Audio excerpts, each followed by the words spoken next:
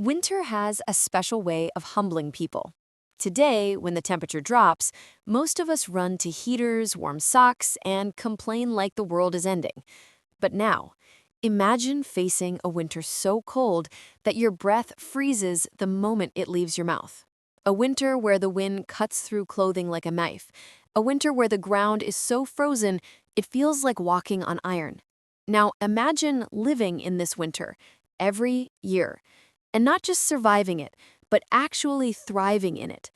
Welcome to the Great Plains, a world of endless sky, open land, and winters that laugh in the face of weak heaters. When we talk about the temperature dropping to minus 30 degrees Celsius or minus 22 degrees Fahrenheit, we're not talking about, ooh, chilly weather, better get my fluffy hoodie.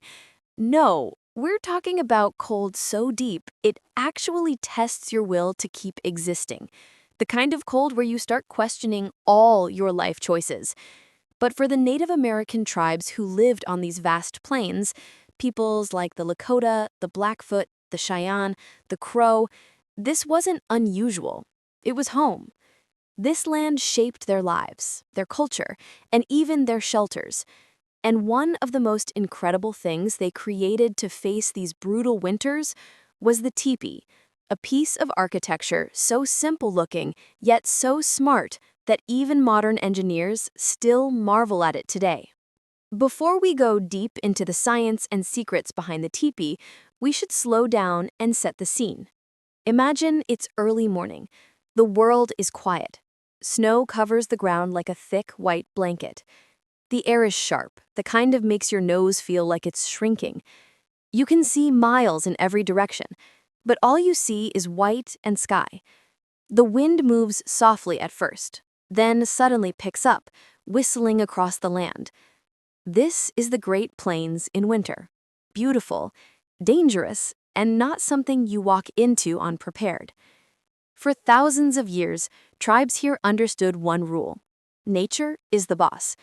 Not the people, not the animals, not even the bravest warrior.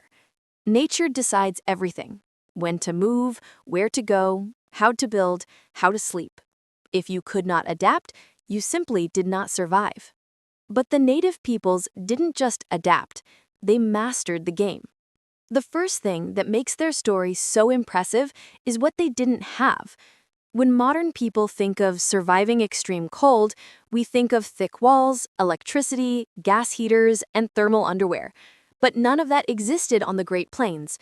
What tribes had was the land, animals, fire, and generations of knowledge passed down through stories and practice. So imagine this: no houses, no bricks, no metal stoves, no windows, no insulation foam, nothing. And yet, these communities built shelters that could withstand cold that would freeze European-style houses from the inside out. Even during storms, teepees stayed warm enough to sleep, talk, cook, and live a normal life. How? Well, that's what this whole documentary is about. A lot of people today think the teepee was just a cool-looking tent, a triangular-shaped thing from old movies. But the truth is far deeper. The teepee was a structure built from generations of science. Yes, real science. Trial and error, careful observation, and a deep understanding of how nature works. Unlike modern buildings that rely on technology, the teepee relied on shape, airflow, materials, and mobility. Everything about it had a purpose. Nothing was random. And this life system allowed entire communities to move with the seasons, follow the buffalo, avoid the harshest winds, and stay alive during winters that could easily kill a person in just a few hours of exposure. But let's go back to that early morning scene. You're standing outside a winter camp. Snow crunches under your feet. Smoke rises slowly from the tops of several teepees scattered across the valley. The sky is pale, the sun low and cold. Inside those teepees, people are waking up. A fire crackles softly in each home. Someone stirs a pot of something warm. Children wrapped in furs stretch and yawn. Dogs curl up around the entrance. Outside, the air is sharp enough to bite, but inside it's warm, almost cozy. How is that possible? How does a structure made of wooden poles and animal hide keep out a -30-degree winter? How does a simple cone shape hold heat better than some modern houses? Well, that's the magic of indigenous engineering. Knowledge built over thousands of years, knowledge shaped by survival. The Great Plains tribes didn't see the land as something to fight against. They learned how to work with it. They understood the wind, the snow, the behaviors of animals, and the way heat rises. They watched how smoke travels, how fire behaves inside enclosed spaces, how hides shrink or stretch with temperature. All of this became part of the teepee design. The Great Plains can trick you. In the summer, they looked calm and warm, with golden grass rolling in the wind like a giant ocean. But winter?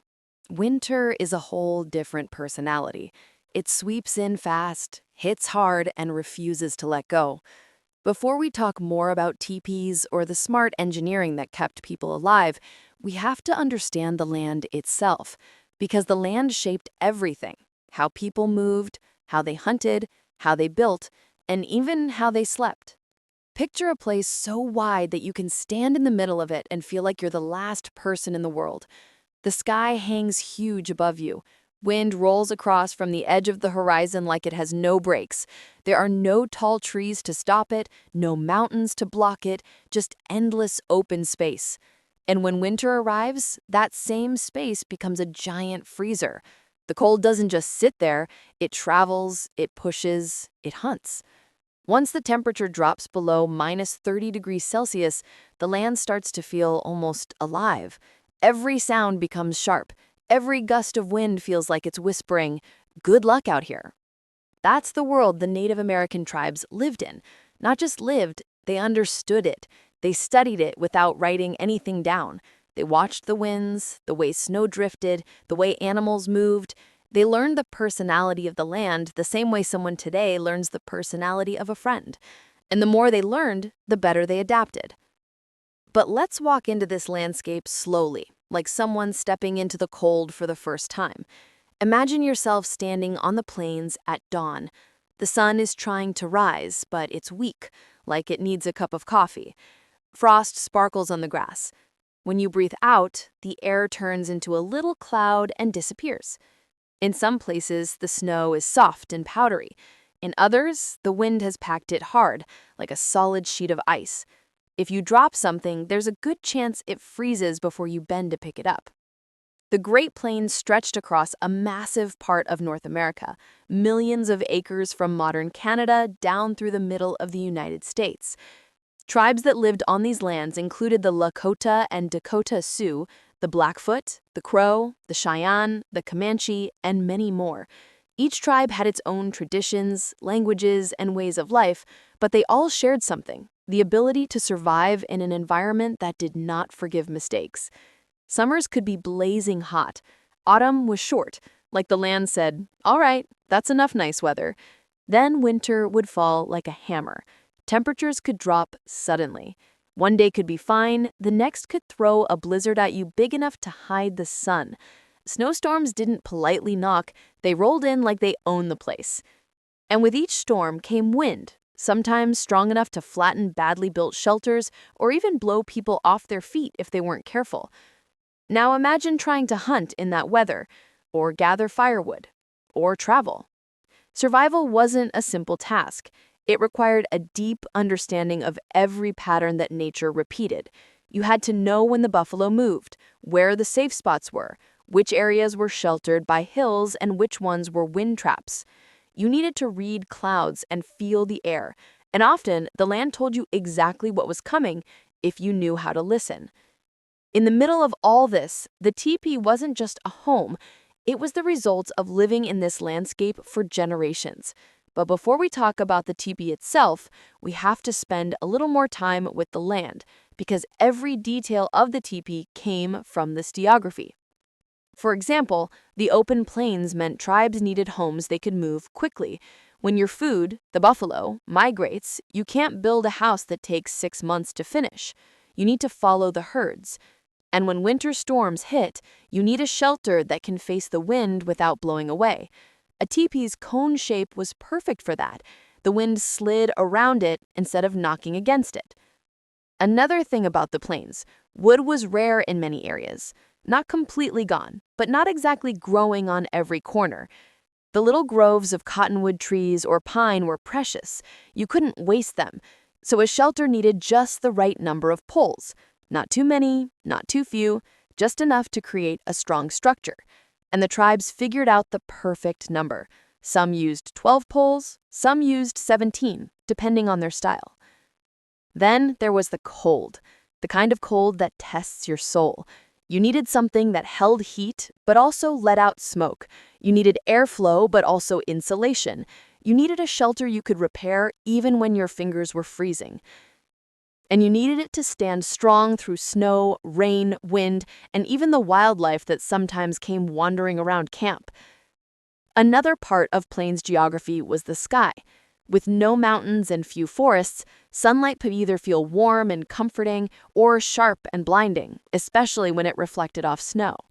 The teepee's materials and design balanced that, letting in a little light but keeping the inside soft and warm.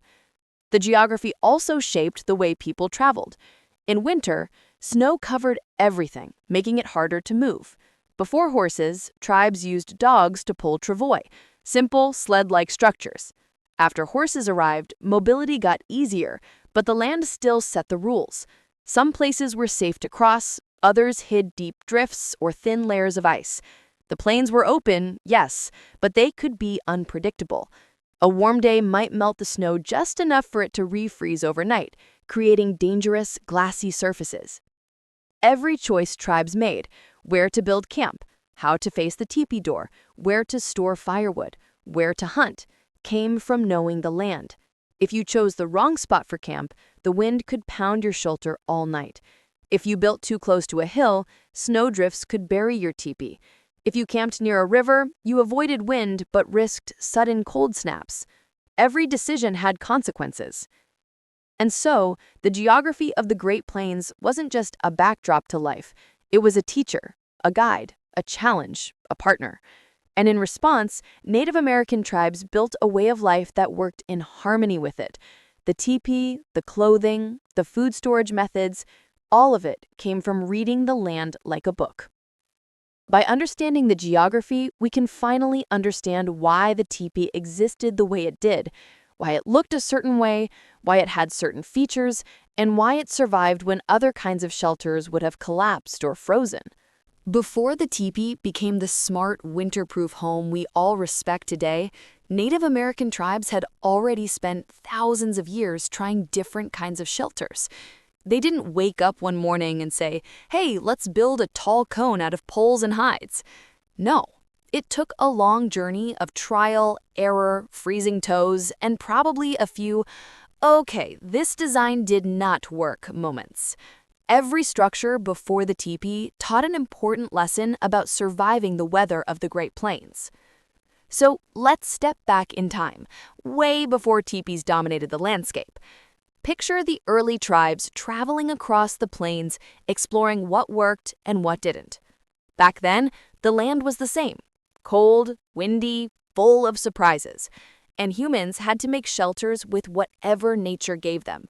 No hardware stores, no fancy cordage, no pre-cut wooden frames, just the raw earth, some animals, some plants, and a whole lot of grit.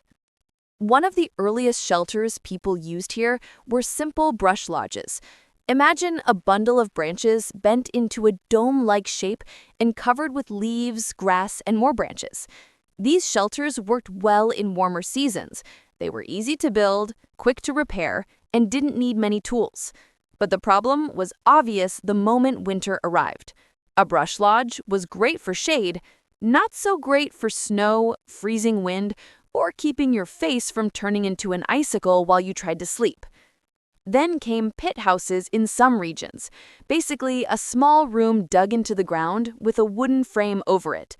This kept things warmer because the earth held heat better than air. The inside didn't turn into a freezer as quickly as a surface shelter. But pit houses came with a huge downside. You couldn't move them. Once you dug into the ground, you were stuck. If the buffalo herds moved, and they always moved, you faced a problem. stay in your warm house and starve, or leave your house behind and chase the food. As you can guess, people chose food. The Great Plains were never a place where staying still made sense. The seasons demanded movement, the buffalo demanded movement, and survival demanded staying close to the buffalo. So fixed shelters slowly became less useful. But that didn't make the early builders give up. They watched nature, learned from mistakes, and kept building. Some tribes experimented with bark houses, using bark peeled in sheets. Bark was strong, wind-resistant, and warmer than grass or brush. But bark was heavy and not easy to transport. Also, big, thick bark trees didn't grow in most of the plains. Bark houses worked better in wooded areas, not in the open prairies where the cold winds had no mercy. In the northern regions, the ancestors of the Plains tribes used shelters that looked like early tents made of hides stretched over frames. These were closer to the teepee in spirit, portable, warm, and made from animal skin. But at this stage, the designs were small, simple, and not very aerodynamic. They worked, but not in the, wow, this could survive a blizzard way. Think of them as the prototype phase. But with every design came a new realization. Brush lodges taught about airflow. Pit houses taught about insulation. Bark houses taught about strength. Hide tents taught about flexibility. Over generations, all these lessons mixed and shaped the thinking of early tribes. Slowly, people began to understand that the perfect shelter needed to meet 4 big rules. Rule 1. It had to be warm. Warm enough to sleep through nights where the world outside went completely silent because even the wind froze for a second.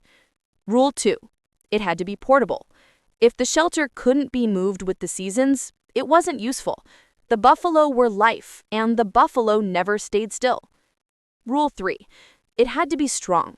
A weak design would fold under winter storms, and on the Great Plains, storms didn't ask permission before flipping things over. Rule 4. It had to work with fire. Smoke had to escape, heat had to stay, and there could be no risk of the whole thing going up in flames like a bad cooking accident. With these rules in mind, tribes continued improving. The biggest breakthrough came when people noticed how cones behave in nature. Snow slid off cones. Wind wrapped around cones instead of smashing into them. Heat rose inside cones and stayed centered. It wasn't long before people thought, maybe nature is trying to give us a hint. So early builders began making larger cone-shaped shelters from poles and hides. Not yet perfect teepees, but close. Some were a bit crooked, some collapsed when the wind wasn't feeling friendly, some trapped smoke inside, which made mornings very wheezy. But every mistake taught them something important about shape, pole placement, hide layering, and airflow. As winter after winter passed, these designs improved. They got taller, wider, more weather-resistant. People learned exactly how to angle the poles so the structure wouldn't sway. They learned how to place the doorway to block wind. They learned how to lift the hides in the right places to let smoke out without letting cold air in. They learned how to make the covering tighter, stronger, warmer. By the time horses arrived on the plains, the teepee design was already smart, but with horses, mobility became much easier. This allowed shelters to grow in size because more weight could be carried. This also meant families could build bigger teepees without worrying about dragging them long distances by hand or dog. So, when we finally reach the perfected teepee, the one known today for its beauty and intelligence, it isn't something that popped up overnight. It is the final result of generations of people studying the land, studying the animals, studying the weather, and learning step by step, year after year. The teepee is the end of a long story of human problem solving. The teepee didn't start as the tall, powerful, winter-proof structure we imagine today. It grew into that, step by step, season by season, winter by winter. It evolved the same way everything in nature evolves, slowly, with a lot of trial, error, and, okay, we need to fix that moments. By the time the design reached its final form, it wasn't just a shelter. It was wisdom frozen into shape. Picture the early builders watching their shelters during storms, snow piling on one side, wind pushing on another, smoke getting trapped. Someone probably sitting in the corner thinking, there has to be a better way. And that thought, passed through generations, shaped the evolution of the teepee. The first major lesson came from the land itself. The Great Plains showed that flat shapes don't survive long. If you build something boxy, the wind slams into it and tries to knock it over. If you build something rounded, snow piles up on top until the whole thing sinks like a sad snow pancake. But cone shapes, now that was different. Wind moved around them instead of smashing into them. Snow slid off before it could get heavy. Heat gathered at the center, and the whole structure stayed stable, even in strong gusts. So tribes began experimenting with cone shapes. Early cones were small and simple, just a few poles leaning together with hides stretched around. Not exactly the teepees we know, but the idea was there. Builders noticed how the shape reacted to weather. They tested different angles. Some cones were too steep, making them hard to warm up. Some cones were too flat, letting snow gather. Slowly, they found the perfect balance. Next came the pole arrangement. The number of poles mattered a lot. Too few, and the whole shelter wobbled. Too many, and it became heavy and awkward. Different tribes settled on different numbers, but most used between 12 and 17 poles. These poles weren't just placed randomly. They had a specific pattern. The first 3 created the main frame, a stable tripod. The rest leaned in a circle, forming the skeleton. This tripod was genius. It made the structure strong, quick to build, and able to stand even without rope for a moment. Builders could lift it, spin it, and adjust it with surprising ease. Over time, this method became tradition. Some tribes even attached meanings to each pole, stories, teachings, or values, but the practical design came first. Once the pole structure improved, people focused on the covering. Early coverings were rough, loose in some places, tight in others. Cold wind sneaked in like it was paying rent. Rain dripped through seams. Smoke escaped too slowly. This was one of the trickiest problems. Animal hides were the solution. Flexible, warm, waterproof, strong. But hides behave differently depending on how they're stretched, stitched, and layered. Generations of builders learned exactly how to cut each piece, how to overlap the edges, how to tie the hide at the top, and how to leave a smoke hole without letting the cold rush in. The big breakthrough was the single large hide cover, or later several pieces sewn together into one giant wrap. Instead of small pieces patched all over, this one wrap went around the entire teepee like a warm winter coat. It kept out wind, snow, and rain more effectively than anything before it. And the best part? It could be rolled up or down depending on the weather. This led to another clever invention: the smoke flaps. These were adjustable flaps near the top that allowed smoke to escape from the central fire. Before these existed, smoke just kind of hung around, making everyone smell like a campfire for days. With smoke flaps, builders could tilt them based on wind direction. If the wind pushed from the east, they'd open the west flap. If the wind shifted, the flaps shifted too. Perfect airflow even in the dead of winter. But the evolution didn't stop there. Builders realized that the teepee needed insulation, something to keep heat inside during freezing nights. That's where the inner liner came in. A second layer of hide or cloth hung inside the teepee created a pocket that trapped warm air. Suddenly, the teepee became a miniature heating system. Cold air entered from the bottom, rose as it warmed, fed the fire, and escaped through the smoke hole. Warm air stayed inside. Simple, natural engineering at its finest. Then there was the doorway. You couldn't just cut a hole and call it a day. The direction mattered. Most tribes pointed their door to the east, to welcome the morning sun, yes, but also because eastern winds were usually softer. Facing a teepee door toward harsh northern or western winds was like sending an invitation to a freezing tornado. No thank you. As years went by, the design improved again and again. Hides were cured better. Poles were chosen more carefully. Straight lodgepole pine was the favorite. Ropes were made stronger. The base circumference grew so families could have more space inside. The fire pit became more central. Everything became more refined. By the time horses arrived, the teepee had already reached a near-perfect design, but horses made things even better. Tribes could carry bigger hides, longer poles, and a larger teepee frame. They could make homes tall enough to stand and walk in, wide enough for families, warm enough to survive brutal winters, and portable enough to take anywhere. At this point, the teepee wasn't just an experiment. It was a masterpiece of natural engineering. Every feature had a purpose, every angle came from experience, every improvement came from learning how to work with the land instead of against it. Standing inside a fully evolved teepee was something special. You'd feel warm while the world outside froze. You'd hear the wind whistle past the outside, but barely feel it inside. You'd see smoke rise gracefully through the opening, controlled by the flaps like the tent had lungs. And you'd feel protected by a design shaped by hundreds of years of people paying attention, thinking smart, and respecting nature's rules. So when we talk about the teepee today, we're not just talking about a tent. We're talking about the final form of a long, beautiful evolution, a creation born from patience, wisdom, and a deep relationship with the land. If you ever looked at a teepee and thought, just some sticks tied together, well, get ready, because those sticks were basically the secret weapon of winter survival. The frame of a teepee wasn't random.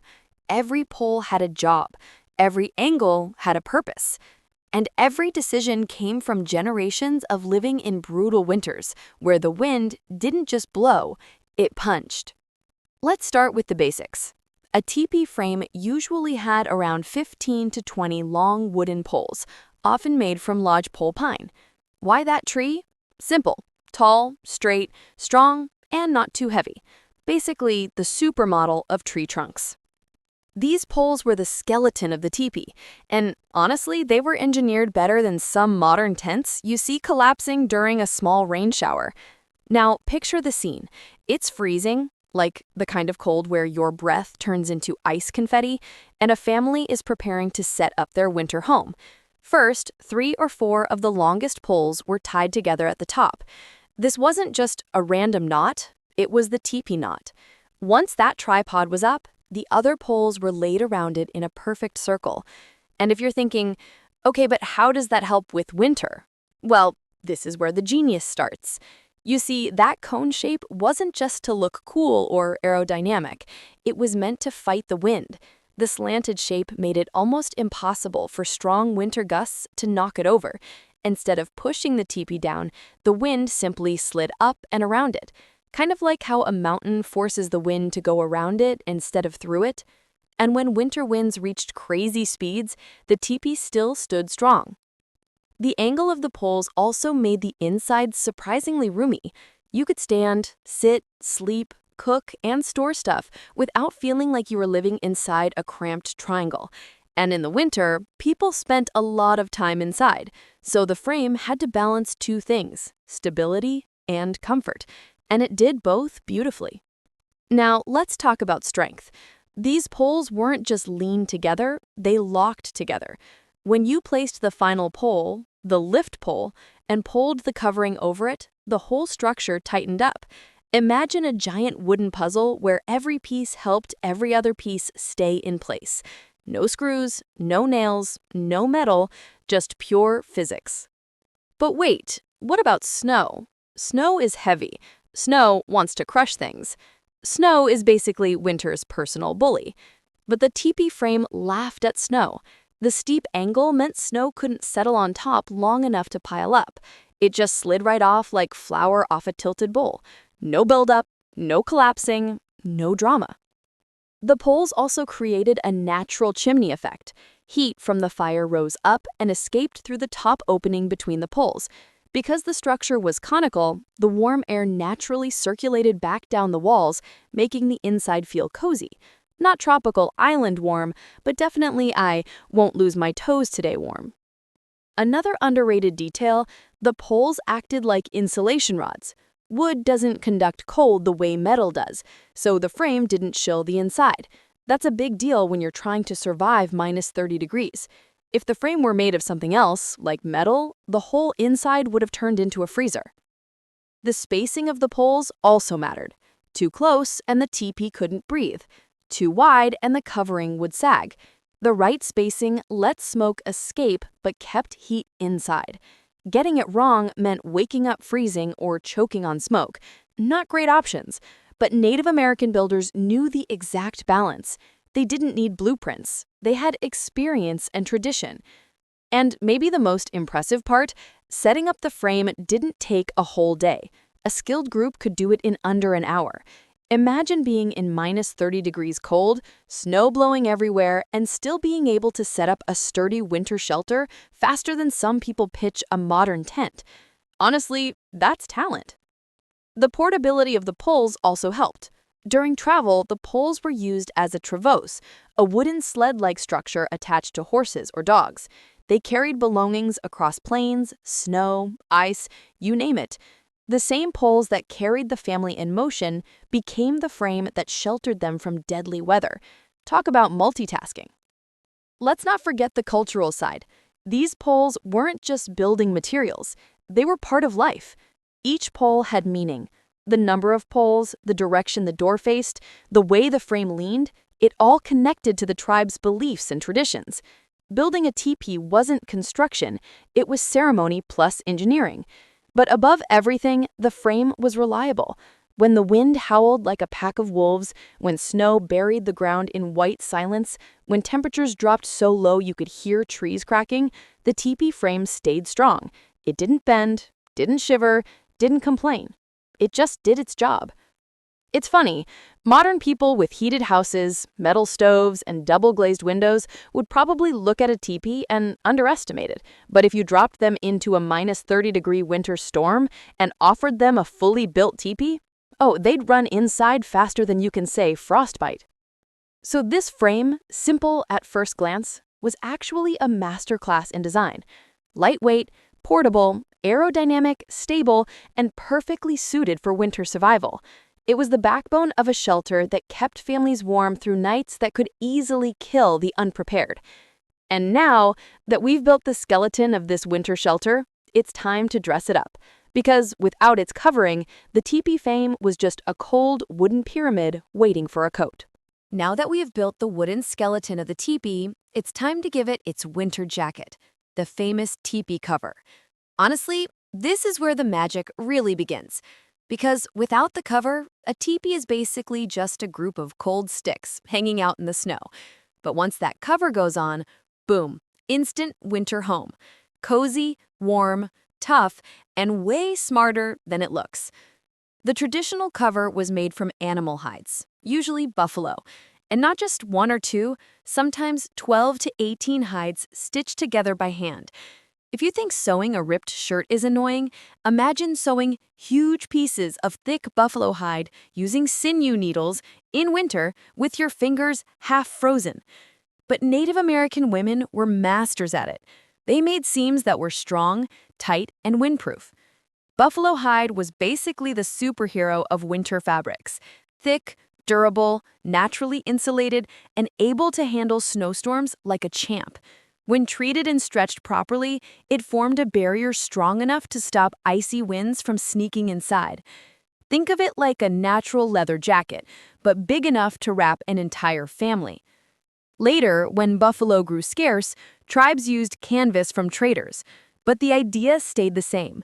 A single, massive sheet wrapped around the frame, pulled tight and secured with wooden pegs. No zippers, no buttons, no duct tape, just pure skill and clever design. Now here's the cool part. The cover wasn't just thrown on top. It was shaped into a giant semicircle designed to wrap around the teepee like a warm hug. When they lifted it over the frame using the lift pole, it settled into place smoothly. Then came the tightening, pulling the edges, adjusting the angle, and making sure there were no gaps for winter to sneak through. The bottom of the cover was held down by stakes and rocks, but not just for stability. Those weights also helped block icy drafts. If you left even a tiny opening, the wind would find it and blast inside like an unwanted guest. So every tribe had their own tricks to seal the teepee tight without losing ventilation. Speaking of ventilation, let's talk about the smoke flaps. These were two flaps at the top of the teepee that could be opened or closed depending on the wind. They were basically the teepee's version of chimney controls. In winter, the smoke flaps were lifesavers. They let smoke from the fire escape while keeping warm air from slipping out. If the flaps were angled wrong, smoke would fill the teepee and everyone inside would cough like they'd just tried to invent their own fog machine. Women usually controlled the flaps using long poles, adjusting them with the precision of someone tuning a radio. And since winter winds could change direction faster than a squirrel changing plans, adjusting the flaps was practically a full-time job in winter. The cover also had a small doorway, usually just a hide stretched across the entrance, acting like a curtain. Simple, but extremely effective. It kept the warmth inside while letting people come and go without letting winter stroll in casually. Now here's something a lot of people don't realize. The cover created layers of insulation. Think of it like wearing multiple sweatshirts. The outer hide blocked the wind, the air pocket between the cover and the inner lining helped trap warmth, and the fire heated the entire space. The result? A home that could stay comfortable even when the world outside turned into a frozen battlefield. Another clever detail: the cover could be raised at the bottom during milder weather to let more air in. In winter, it stayed low and tight, hugging the ground to keep out the cold. But in summer, it transformed into a breezy, cool shelter. That's the beauty of good engineering. It works all year. Buffalo hide also aged well. It weathered frost, rain, and snow without falling apart. And if a part ripped, it was patched quickly. Nothing went to waste. The hides were cleaned, scraped, stretched, smoked, and softened using methods perfected over centuries. These weren't random animal skins. They were carefully crafted, durable materials. And here's a fun detail: decorations. Many teepee covers were painted with symbols, stories, dreams, battles, or animals. Even winter teepees could be artistic. Imagine living in a home that not only kept you safe from freezing to death, but also told your family's story on the outside. Kinda makes modern wallpaper look boring. But beyond art, beyond looks, the cover's biggest job was survival. And it did that job amazingly well. Snowstorms? Handled. Freezing winds? Blocked. Blizzards? Bring it on. With the cover properly tied and sealed, the teepee became a tiny warm world protected from the deadly cold outside.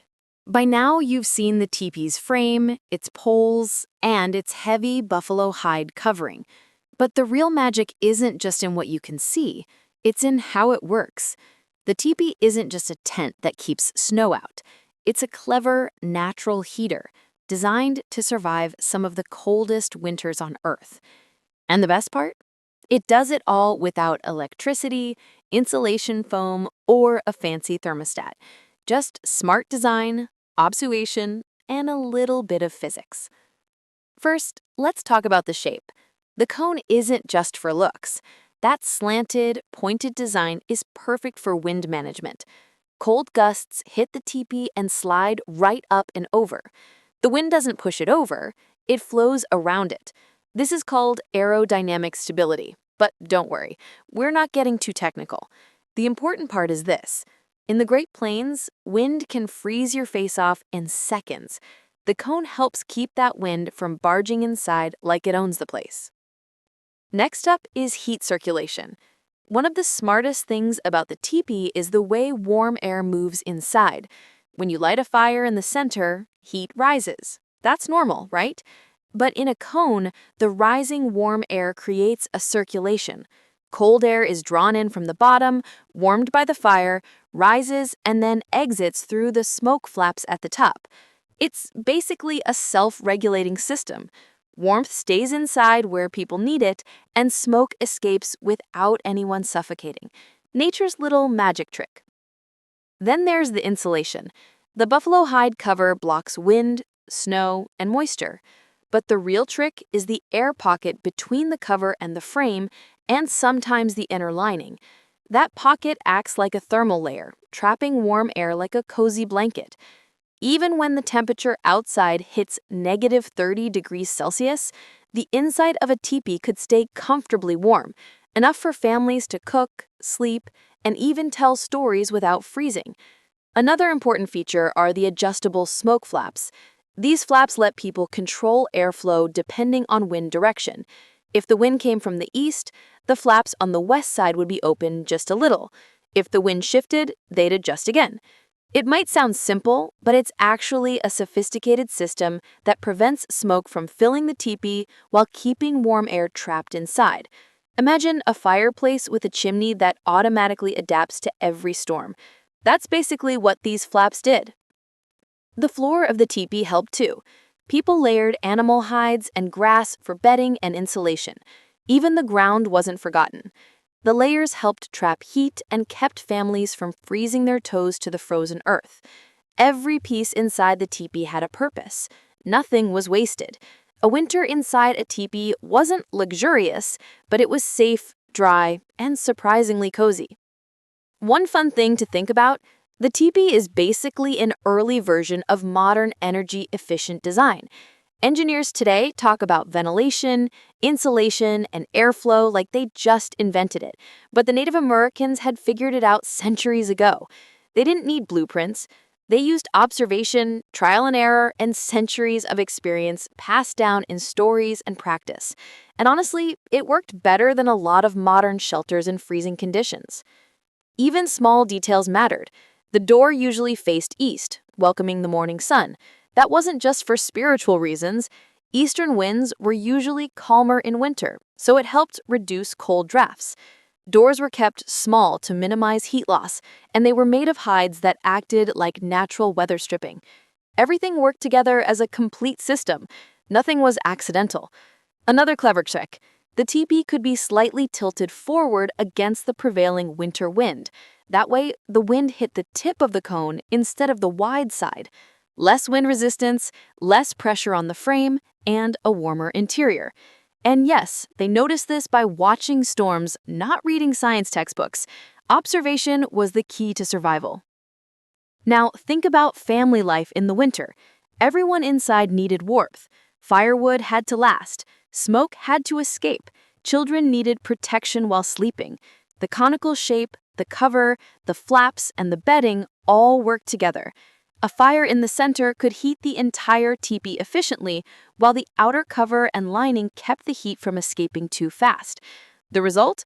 A home that could withstand even the coldest -30 degrees nights. Even cooking was integrated into the system.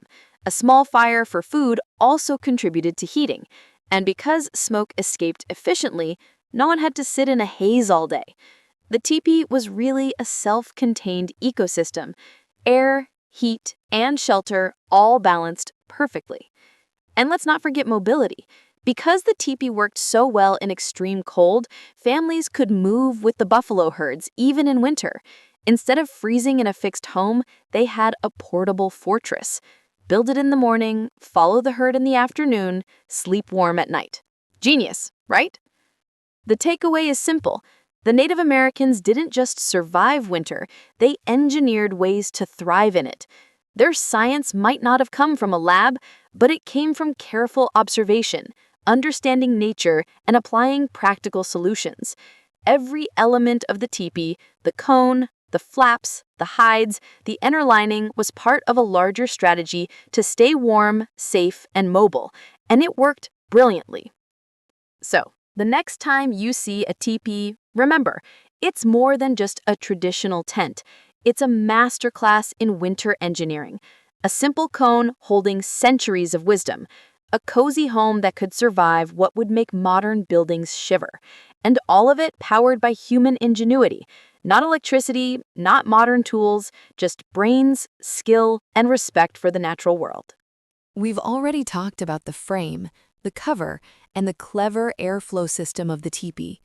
But there's one part that often goes unnoticed, the inner lining.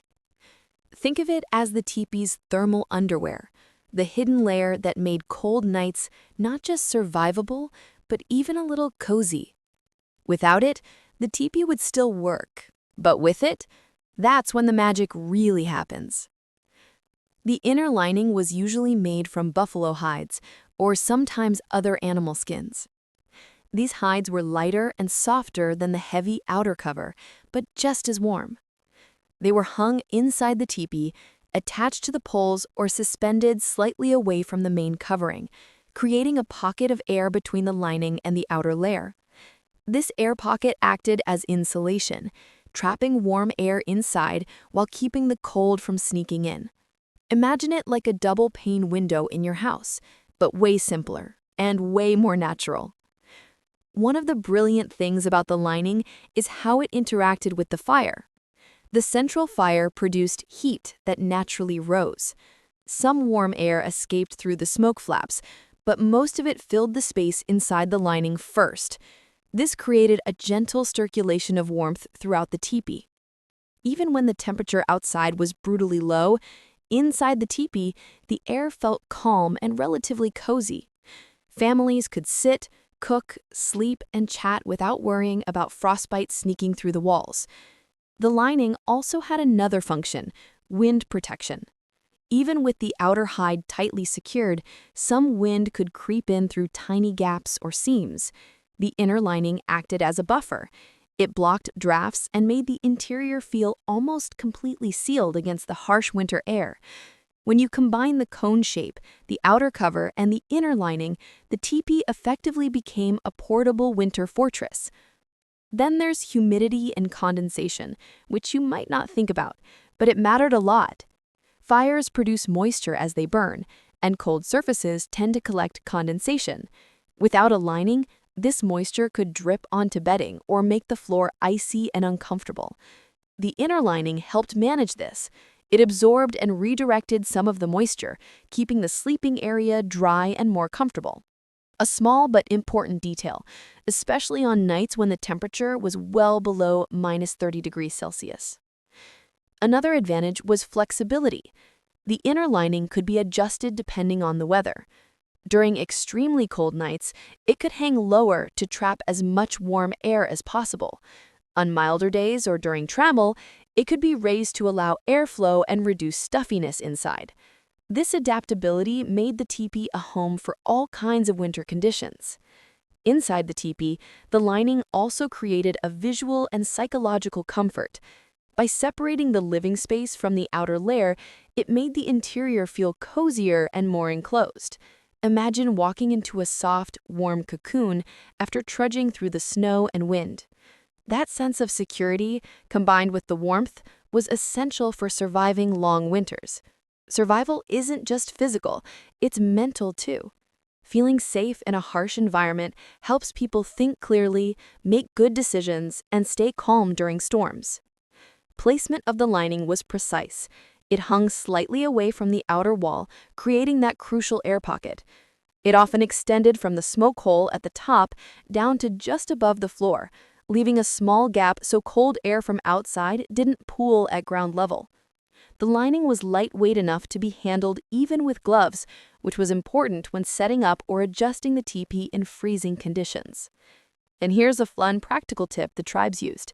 The inner lining also served as a wind buffer when the door was open.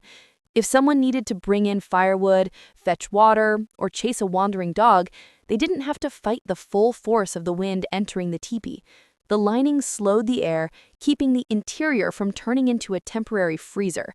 Small tricks like this added up to a big difference over time. The lining was also easy to repair. If it tore, it could be patched with smaller hides, sewn with sinew, and reinforced with natural adhesives if needed. Everything was designed to last, but also to be maintained without complicated tools. Winter survival often depends on your ability to fix problems quickly, and the inner lining made that possible. When you combine all the elements, the frame, the outer cover, the smoke flaps, and the inner lining, the teepee becomes more than a tent. It's an ingenious portable heating system. It balances warmth, airflow, and insulation, all while remaining light enough to transport. It's no wonder that even in -30°C weather, families could live, cook, sleep, and move comfortably. And here's the best part. All of this was done without modern technology. No heaters, no insulation foam, no electric fans. Just careful observation of nature, smart use of materials, and generations of trial and error. Every detail, from the angle of the poles to the placement of the lining, had been perfected through experience. It's like someone looked at winter and said, "All right, we'll survive, and we'll do it elegantly." Now that we understand the frame, the cover, and the inner lining, it's time to step inside a fully assembled winter teepee and imagine life there. Because a teepee isn't just a structure, it's a home, a hub of daily activity, and a place where families survived some of the coldest temperatures on Earth. Picture this. Outside, the wind howls and snow piles high, but inside the teepee, the air is warm, calm, and surprisingly comfortable. A fire burns gently in the center, surrounded by stones to contain it and reflect heat. Smoke rises smoothly through the top opening, guided by the adjustable flaps, leaving the interior clear. The warmth circulates around the space, aided by the cone shape and the inner lining. The floor is layered with animal hides and dried grass, creating soft, insulated bedding. Even in -30 degrees Celsius weather, the teepee feels like a small, cozy bubble in a frozen world. Families organized the space smartly. The fire was the heart of the home, not just for heat, but for cooking and social life. Around it, people could sit, talk, prepare food, or tend to children. Cooking was simple but efficient. Meat and vegetables roasted over the fire, soups simmered in clay or metal pots, and hot drinks kept everyone's spirits up. The fire also served as a gathering point, a place to tell stories, teach lessons, and pass down knowledge, a crucial part of survival and culture. Children had their own little spots lined with hides, close to the warmest areas near the fire. Pets or small animals often curled up nearby, adding body heat and companionship. Sleeping arrangements were layered, with the youngest and oldest kept closest to warmth, while others arranged themselves according to activity and convenience. Daily life inside the teepee required awareness of both comfort and safety. Fire management was crucial. Too much fire, and smoke could fill the teepee. Too little, and people could risk freezing. Women often managed the fire and maintained the interior, adjusting smoke flaps and tending to hides. Men, when inside, focused on repairing equipment, preparing supplies, or crafting tools. Everyone played a role in maintaining the home's delicate balance between warmth and ventilation. Even small details made a big difference. For example, the teepee's doorway often faced east, welcoming the morning sun, but the opening was carefully shielded with a flap to block wind. When bringing in firewood or supplies, the lining acted as a barrier, preventing blasts of cold air from rushing in. Everything was designed with both function and efficiency in mind. Entertainment and cultural life also continued indoors.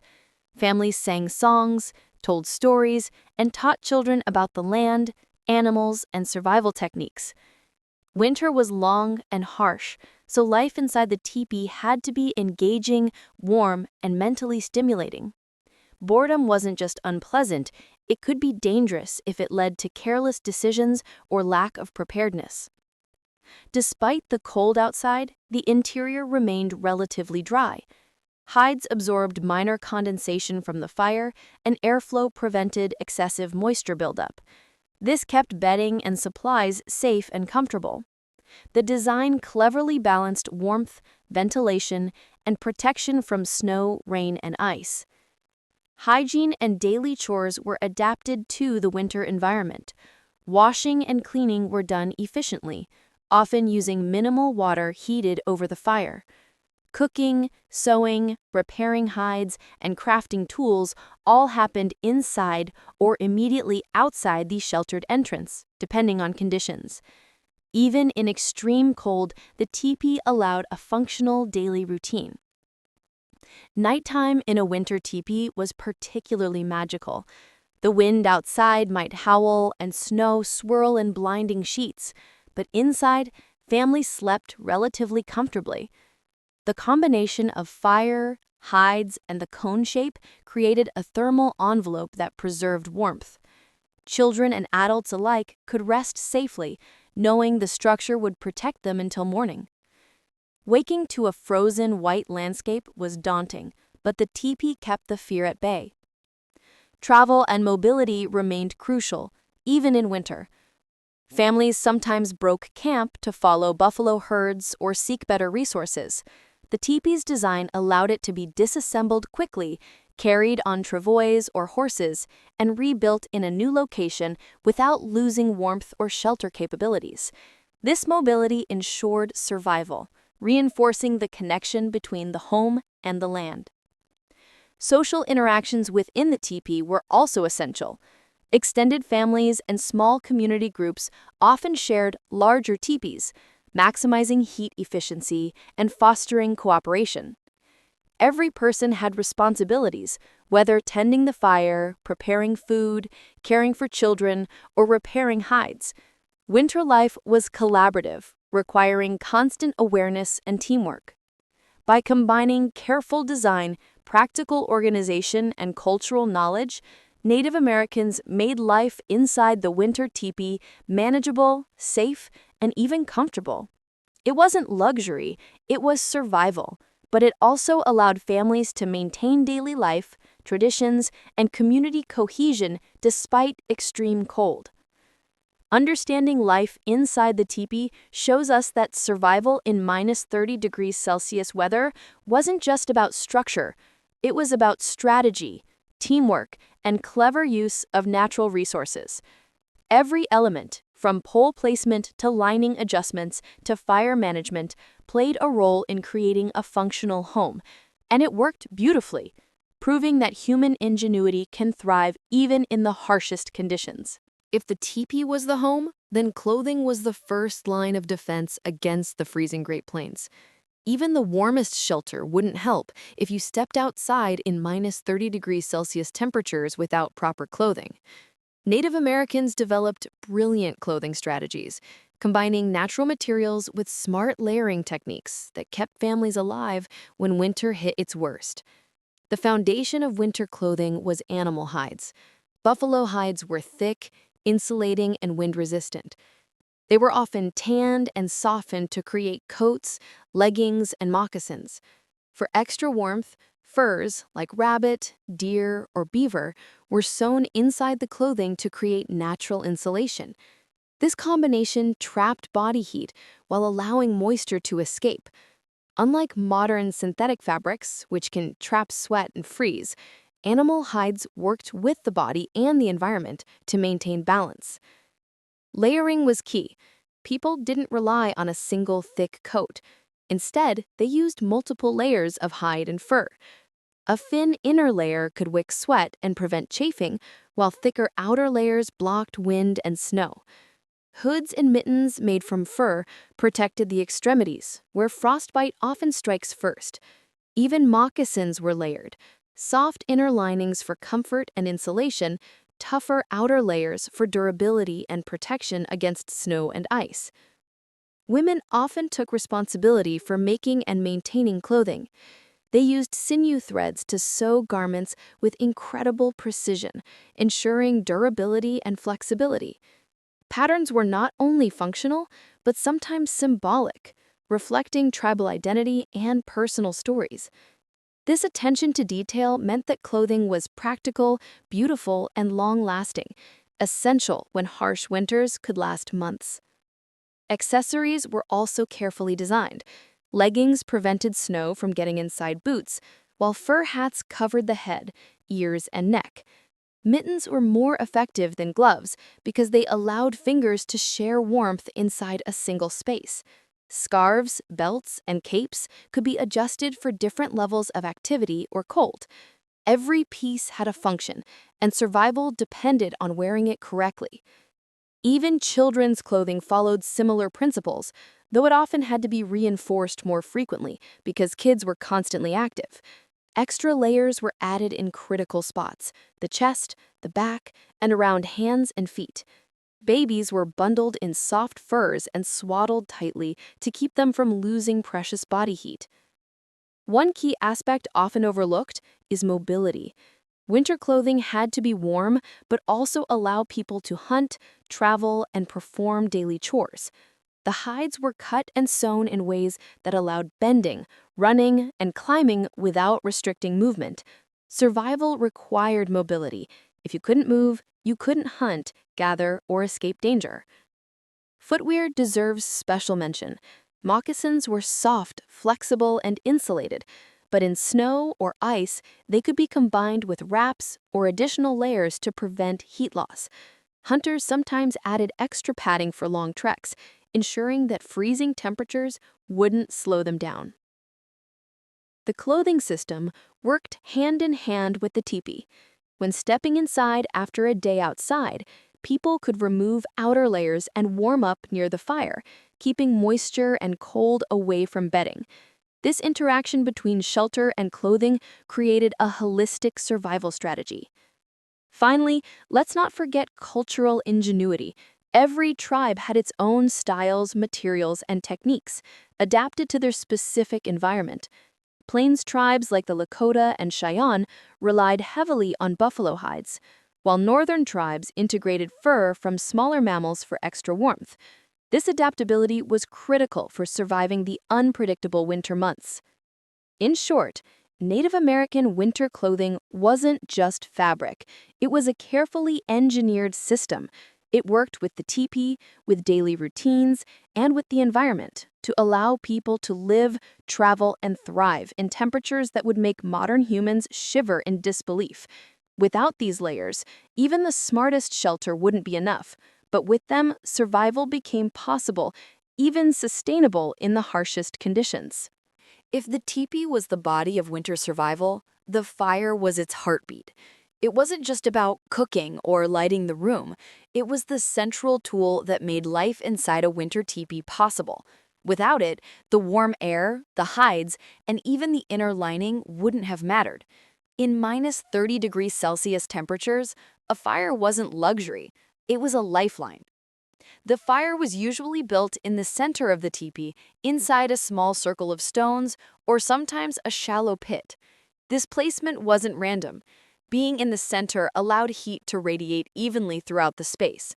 Because of the teepee's cone shape, warm air rose naturally and circulated down the sides, keeping the interior cozy. At the same time, the smoke rose toward the smoke flaps, allowing for ventilation without losing too much warmth.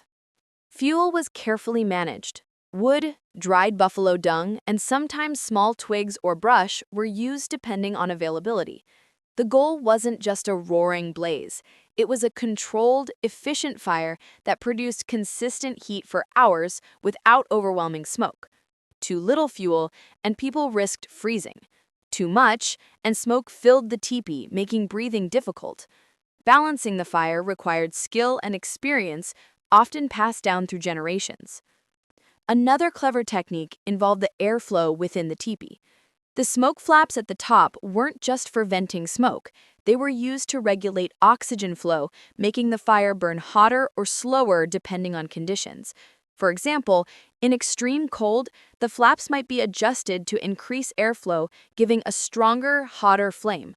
On milder days, the flaps could be partially closed to retain heat while still letting smoke escape. Cooking was integrated directly with heating. Meat, soups, and roasted vegetables were cooked over or near the fire. The heat served multiple purposes. It prepared food, warmed the interior, and kept animals and humans from losing body heat. Even boiling water for drinking or cleaning was done close to the flames, maximizing the utility of every spark. Fire maintenance was a constant task. The wood pile had to be kept dry, and fuel rotated efficiently. In the snow, this meant careful planning, collecting and storing wood in advance, sometimes in a small storage hide near the teepee. This protected fuel from moisture and ensured that fire could be lit immediately, even in blizzards. Interestingly, the teepee design helped conserve heat from the fire. The cone shape and inner lining trapped warm air close to the living space, reducing heat loss. Hides on the floor absorbed warmth and kept feet insulated. Even the walls themselves seemed to radiate heat slowly back into the teepee. This natural efficiency meant families could survive long winter nights without constantly tending a massive blaze. Safety was also a major consideration. Teepees were made of flammable materials, hides, ropes, and poles, so fire placement and management were critical. Small stone circles around the fire, keeping flammable materials at a safe distance, and careful monitoring of sparks ensured that the teepee remained a warm home rather than a dangerous hazard. Finally, fire played a psychological role. In freezing conditions, knowing that a warm, reliable fire was present gave people confidence and calm. It reduced stress, improved decision-making, and allowed them to focus on other survival tasks. In many ways, the fire wasn't just warmth. It was a symbol of human ingenuity, resilience, and adaptability. In summary, fire in a winter teepee was more than flames. It was heat management, cooking, social bonding, safety, and survival all rolled into one. Without it, the structure and clothing would only go so far. With it, the teepee became a thriving home even in the harshest -30°C winters. Staying warm in a teepee is one thing, but surviving the harsh winter months also meant keeping the body fueled. In -30°C temperatures, humans burn calories quickly just to stay alive. Native Americans had to be smart about what they ate, how they stored it, and how they prepared it to survive long winters on the plains. The backbone of the winter diet was buffalo meat. Buffalo provided not just food, but a full spectrum of resources: hides for clothing, bones for tools, and fat for fuel. Meat was typically dried, smoked, or stored in cold areas to preserve it for months. Drying or smoking meat removed moisture, preventing spoilage, and concentrated nutrients. Imagine biting into thin strips of jerky, but packed with enough energy to keep you moving in the freezing cold. Other meats included deer, elk, and smaller game depending on what was available near winter camps. Hunting was dangerous in extreme cold, but skillful hunters used trails, tracking, and knowledge of animal behavior to catch enough food without risking frostbite or exhaustion. They often worked in groups, using strategies that minimized energy use while maximizing results. Plants also played a role. Even in harsh winters, some roots, nuts, and preserved berries were stored from previous seasons. These were eaten fresh, dried, or sometimes ground into a kind of flour for soups and stews. Combining protein and carbohydrates ensured energy for both heat and physical activity. Cooking in the teepee was designed for efficiency and warmth. The central fire doubled as a stove, so boiling soups or roasting meat not only fed families but also contributed to interior heat. Large pots could simmer slowly, producing both food and warmth for several hours. Water was often heated over the fire for drinking, cooking, and even washing hands or tools. Every task was multi-purpose. Efficiency was key in extreme conditions. Storage of food was equally smart. Cold weather naturally preserved meat, but it was also hung from poles or stored in pits to keep it away from scavengers and rodents. Snow and ice were sometimes used as natural refrigeration. Families knew exactly how to manage their resources, ensuring that nothing went to waste. Survival wasn't just about finding food, it was about planning ahead and rationing intelligently. Fat and oils were highly valued. Buffalo fat, for example, could be eaten for calories or used in cooking to increase energy intake. Fat was also a handy tool for coating hides or waterproofing gear, showing how food and survival skills were intertwined. In winter, every resource had to serve multiple purposes. Eating wasn't just functional, it was social. Families gathered around the fire to share meals, talk, and plan. The act of preparing and eating together strengthened bonds, taught children survival skills, and maintained morale. In a winter where every day was physically demanding, these moments were crucial. Interestingly, the teepee's design helped maximize the use of food energy. By keeping people warm and reducing exposure to extreme cold, less energy was wasted simply maintaining body temperature. A warm, safe interior meant that calories could go to sustaining life and activity rather than just fighting frostbite. Children were fed first, or placed closest to warmth. Elders were treated with care, as their survival often depended on both physical support and shared wisdom. Everyone's needs were balanced carefully within the household, ensuring that the limited winter food lasted through the season. Finally, winter meals also included preventative strategies. Eating protein and fat-rich foods helped maintain body heat, while hydration from hot water or soups prevented cold-related illnesses. Nutrition, preparation, and strategic planning all work together to give families a chance not just to survive, but to thrive during brutal winters. In short, winter food in the teepee was an elegant system of preparation, storage, and consumption, perfectly aligned with shelter, clothing, and fire. Each element complemented the others, creating a comprehensive survival strategy for one of the harshest environments humans have ever inhabited. Surviving winter and the Great Plains wasn't just about building a warm teepee or having enough food. It was also about staying mobile. The landscape changed constantly under snow and ice, and the animals people relied on moved as well. The genius of the teepee was that it wasn't just a stationary home, it was portable, allowing families to travel, hunt, and follow the herds even in minus 30 degrees Celsius weather. Mobility started with the design of the teepee itself. Unlike log cabins or stone shelters, teepees could be disassembled quickly. Poles were long and light, hides were flexible, and the inner lining could be removed in minutes. A skilled family could break down a full winter camp in a single morning, pack everything onto travois or sleds, and be ready to move. This wasn't just convenience, it was survival. Being able to move meant families could follow food sources, avoid dangerous weather, and stay ahead of resource shortages. Travois, a kind of sled made from poles, were essential. Pulled by dogs or later horses, travois carried everything from poles and hides to food and tools. On snowy plains, they were much more efficient than carrying loads by hand. The entire winter camp could be transported without exhausting the family. Imagine disassembling your house, packing it onto a sled, and moving it miles in freezing conditions, and then rebuilding it that same day. That's winter survival in action. Timing was critical. Families often planned moves around weather patterns and animal migrations. Buffalo herds, the primary source of meat, hides, and fat, moved across the plains following grass and water. Staying close to these herds meant survival, while being too far could spell starvation. Native Americans used keen observation and knowledge passed down through generations to predict herd movements, ensuring their teepees were always within reach of necessary resources. Even the interior design of the teepee helped with mobility. Poles and hides were multi-purpose, easily separated and loaded for transport. Cooking tools, bedding, and personal items were stored efficiently to prevent unnecessary weight. Children and animals were sometimes placed on or alongside the travois for short moves, maximizing efficiency and safety. Traveling in winter required careful clothing and preparation.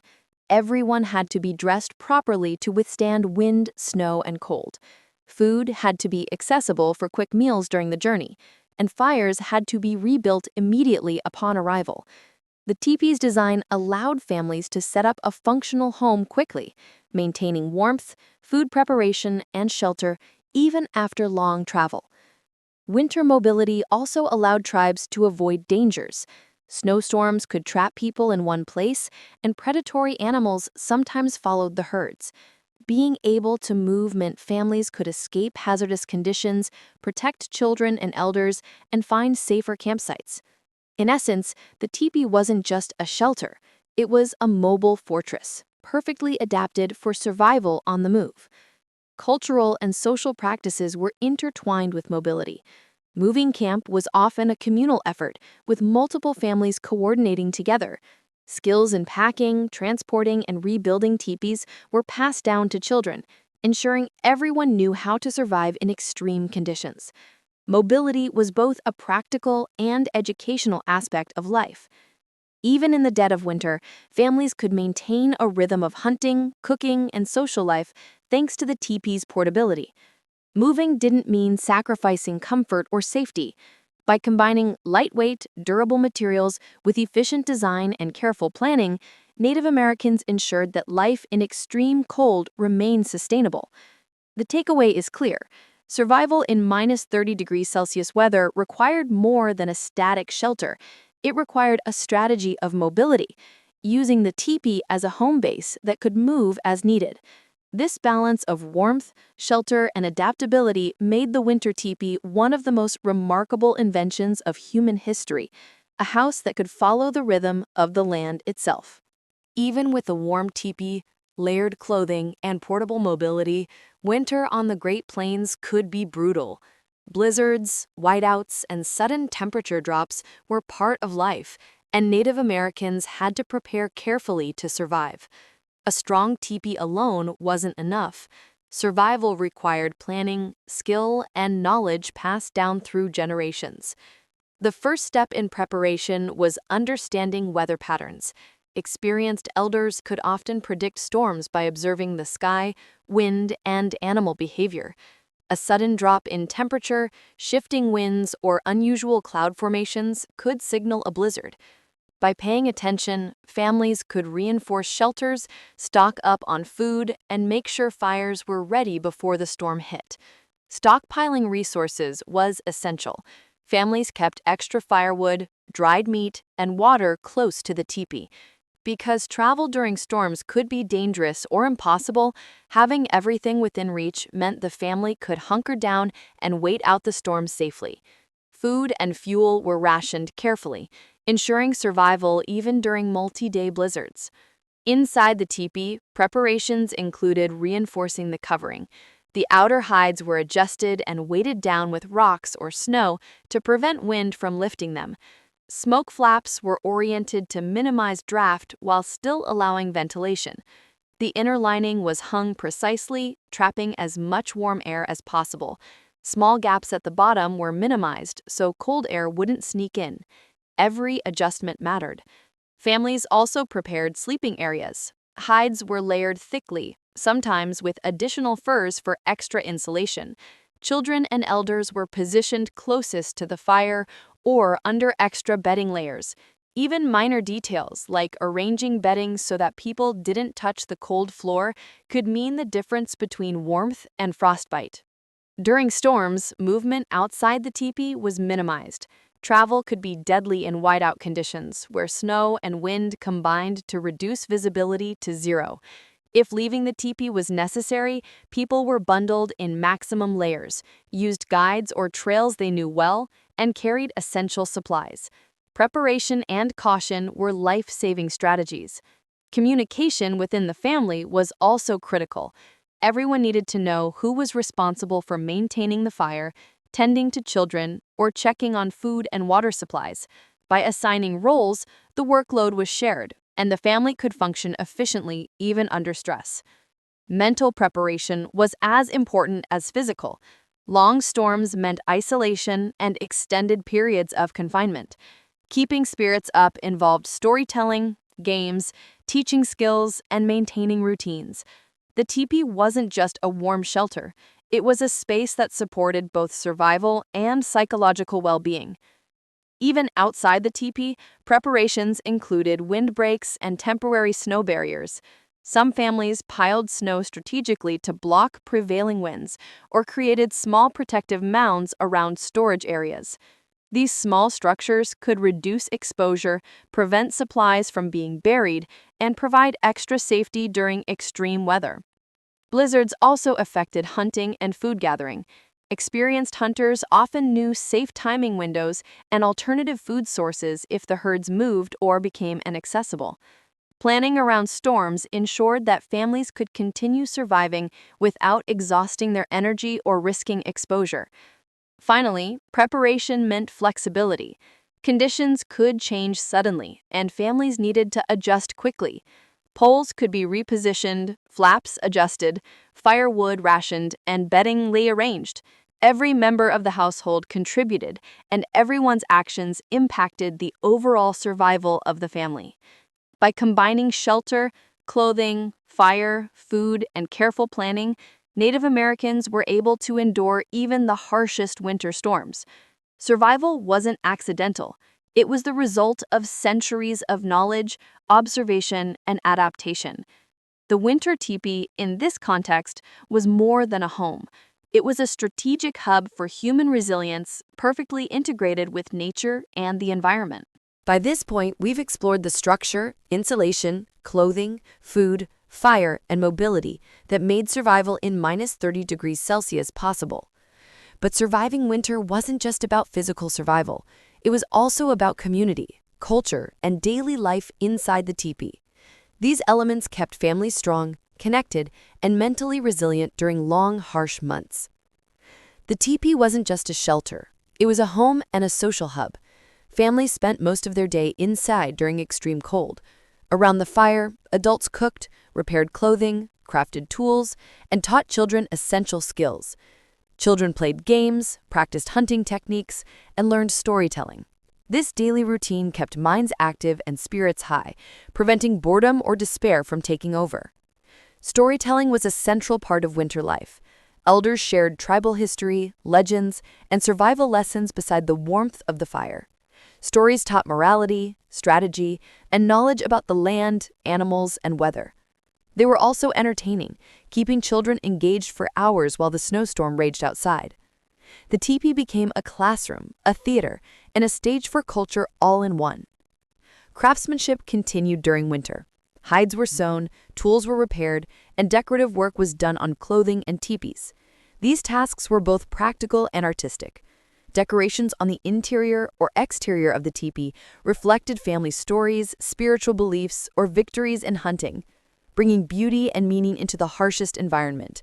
Even in extreme cold, creativity thrived. Food preparation was another communal activity. While the central fire provided warmth, it also became the heart of the kitchen. Cooking was a team effort. Some tended the fire, others prepared ingredients, and children sometimes helped with small tasks. The aroma of cooked meat, dried vegetables, or herbal teas brought comfort and encouraged interaction, fostering a sense of normalcy despite the harsh weather outside. Sleeping arrangements reinforced family bonds and survival strategy. Adults and children slept close together, often in circular patterns around the fire. This setup maximized warmth, minimized heat loss, and kept everyone safe. Even rest was a cooperative effort, reinforcing teamwork and protection. Health and hygiene were maintained within these confined spaces. Hot water, careful fire management, and ventilation ensured that illness was minimized. Minor injuries could be treated immediately, and the confined community allowed for constant monitoring of family members, especially children and elders. Survival depended not just on warmth, but on attention to physical well-being. Social interactions extended beyond the individual teepee.